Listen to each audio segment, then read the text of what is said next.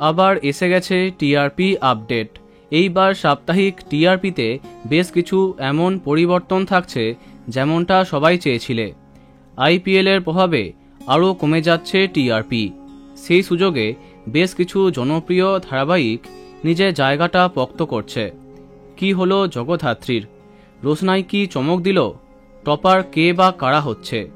চলো দেখা যাক এই সপ্তাহের অ্যাডভান্স টিআরপি। সন্ধে 6টার সময় বলা বাহুল্য বেশ কিছুটা পার্থক্যে এগিয়ে থাকছে তোমাদের রানী। এদিকে একই থাকছে যোগমায়ার টিআরপি।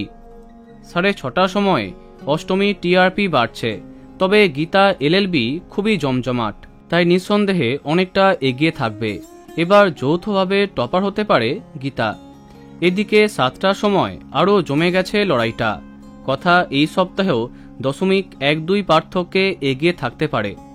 অপরদিকে বধুয়ার থেকে এইবারও অনেকটা এগিয়ে থাকছে ফুলকি। রাত 8টার সময়তেও ছবিটা একই থাকছে। সম্ভবত সবথেকে বেশি পার্থক্যে এগিয়ে থাকছে নিম ফুলের মধু। 8:30টায় নতুন প্রতিপক্ষ রোশনাই বেশ ভালো টক্কর দিচ্ছে বলতেই হবে। তবে এগিয়ে থাকছে কোন গোপনে মন ফেসেছে। এই সপ্তাহে রাত 9টায় আবার জয়লাভ করতে পারে আলোর কোলে। দেখা যাক কি চমক দেয় জল থই থই ভালোবাসা। এদিকে 9:30টায় আবার জমে গেছে অনুরাগের ছোঁয়া, তাই এখনও পিছিয়ে থাকছে কার কাছে কই মনে কথা। 10টার সময় আবার জিতে যাচ্ছে মিটি ছোড়া। দেখা যাক কি চমক দেয় হরগৌরী পাইস হোটেল।